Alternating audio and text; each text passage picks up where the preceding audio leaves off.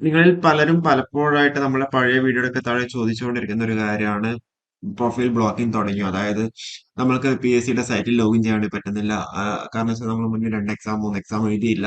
അപ്പോൾ ലോഗിൻ ചെയ്യാൻ വേണ്ടി പറ്റുന്നില്ല. അല്ലെങ്കിൽ എന്താ പറയണ്ടേ, അത് പ്രൊഫൈൽ ബ്ലോക്കിംഗ് തുടങ്ങി. നമ്മൾ മുന്നത്തെ പഴയ വീഡിയോയുടെ താഴെ പല രീതിയിൽ എന്നാ പ്രൊഫൈൽ ബ്ലോക്കിംഗ് ഒക്കെ സ്റ്റാർട്ട് ചെയ്തു എന്നുള്ള രീതിയിലൊക്കെ പലരും പറയുന്നുണ്ട്. അപ്പൊ ഇന്നത്തെ നമ്മളെ വീഡിയോയിൽ അതാണ് ലേറ്റസ്റ്റ് ആയിട്ടുള്ള ഒരു പേപ്പർ കട്ടിങ് നമ്മൾ ഈ ഒരു വീഡിയോയിൽ ഡിസ്കസ് ചെയ്യുന്നുണ്ട്. 2 പരീക്ഷകൾ എഴുതാതെ ഏതാ പ്രൊഫൈൽ ബ്ലോക്ക് ചെയ്യുമോ? കൺഫർമേഷൻ നൽകിയിട്ടും പലരും പരീക്ഷയ്ക്ക് എത്തുന്നില്ല. അപ്പൊ ഇതിൽ നിങ്ങൾ ശ്രദ്ധിക്കേണ്ട ഒരു കാര്യം എന്താണെന്ന് വെച്ച് കഴിഞ്ഞാൽ ഇപ്പോഴും നിങ്ങൾ എക്സാം ഹാളിലൊക്കെ നോക്കിക്കഴിഞ്ഞാൽ പലരും എക്സാം എഴുതാതെ ഉണ്ടാവും. കാരണം വെച്ചാൽ 50% അല്ലെങ്കിൽ 65% അല്ലെങ്കിൽ 70%. അത്രയൊക്കെയാണ് അറ്റൻഡൻസ് പെർസെന്റേജ് കാണുന്നത്. അപ്പൊ ഇതിൽ നിങ്ങൾ ശ്രദ്ധിക്കേണ്ട ഒരു കാര്യം എന്ന് വെച്ചാൽ നിങ്ങൾ അവിടെ കൺഫർമേഷൻ കൊടുത്തു കഴിഞ്ഞാൽ നിർബന്ധമായിട്ടും അവിടെ എക്സാം എഴുതാൻ വേണ്ടി പോകണം. ഓക്കെ. പിന്നെ നിങ്ങൾക്ക് എന്തെങ്കിലും എമർജൻസി കാരണമാണ് നിങ്ങൾ അവിടെ എക്സാം എഴുതാതിരിക്കുന്നുണ്ടെന്നുണ്ടെങ്കിൽ, അതായത് ഇപ്പം എന്തെങ്കിലും അടുത്ത ബന്ധുവിന്റെ മാരേജ് അല്ലെങ്കിൽ മരണം അല്ലെങ്കിൽ വേറെ എന്തെങ്കിലും നിങ്ങൾക്ക് UPSCയുടെ അല്ലെങ്കിൽ വേറെ ഏതെങ്കിലും എക്സാം, ഇപ്പൊ SSC ആണെങ്കിൽ അവരുടെയൊക്കെ എക്സാം ഉണ്ടെന്നുണ്ടെങ്കിൽ, അല്ലെങ്കിൽ റെയിൽവേയുടെ എക്സാം ഉണ്ടെന്നുണ്ടെങ്കിലോ, അല്ലെങ്കിൽ എന്തെങ്കിലും ഇന്റർവ്യൂ ഉണ്ടെന്നുണ്ടെങ്കിലോ, അതല്ല നിങ്ങൾക്ക് എന്തെങ്കിലും ഹോസ്പിറ്റൽ ഇഷ്യൂസോ അല്ലെങ്കിൽ നിങ്ങൾ എന്തെങ്കിലും അഡ്മിഷൻ ഹോസ്പിറ്റൽ അഡ്മിറ്റ് കേസാവോ അല്ലെങ്കിൽ എന്തെങ്കിലും ഹെൽത്ത് ഇഷ്യൂസ് ഒക്കെ ഉണ്ടെന്നുണ്ടെങ്കിൽ നിങ്ങൾ നിർബന്ധമായിട്ട് ആ ഒരു എക്സാം കഴിഞ്ഞ ഉടനെ തന്നെ നമ്മളുടെ PSCയുടെ ഓഫീസിലേക്ക് കൃത്യമായിട്ട് അവിടെ മെയിൽ അയക്കുക ആ ഒരു ഡോക്യുമെന്റ്.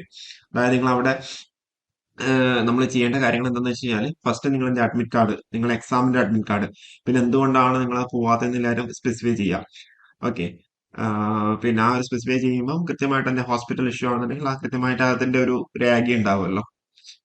ഐ മീൻ ആ ഒരു ഹോസ്പിറ്റൽ നിങ്ങൾ അഡ്മിറ്റ് ആക്കിയിട്ടുണ്ടെങ്കിൽ ഡിസ്ചാർജ് സമ്മറിയോ അങ്ങനെ എന്തെങ്കിലും, അല്ലെങ്കിൽ ആ ഒരു പ്രിസ്ക്രിപ്ഷൻ ഒക്കെ കൃത്യമായിട്ട് അയച്ചിട്ട് ജസ്റ്റ് അവർക്ക് മെയിൽ അയച്ചു വെക്കാം.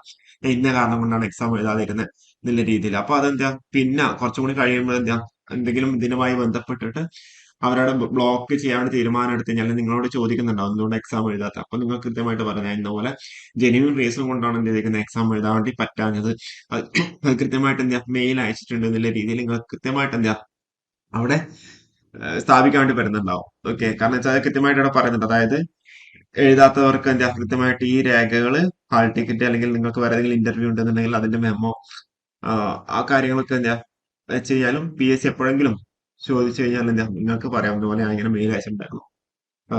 കാരണം വെച്ചാൽ ഇന്നപോലെ എമർജൻസി ഉള്ളതുകൊണ്ടാണ് എക്സാം എഴുതാത്തത് എന്നുള്ള രീതിയിൽ.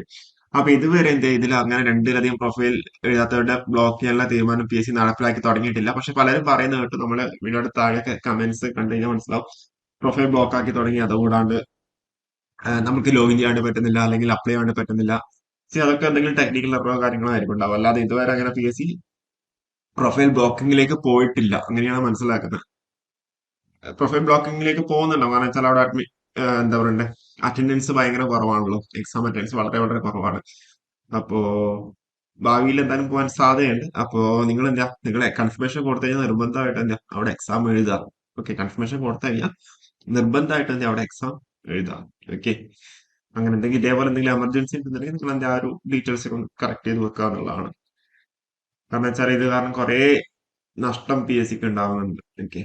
അപ്പോൾ നമ്മൾ വീഡിയോ താഴെ കുറെ പേര് ചോദിച്ചുകൊണ്ടാണ് നമ്മൾ വീണ്ടും ഇത് ചെയ്തേക്കുന്നത്. അപ്പോൾ ഇതിന്റെ കൂടുതൽ വീഡിയോസ് ആയിട്ട് വീണ്ടും വരാം. ഓക്കെ. Thank you.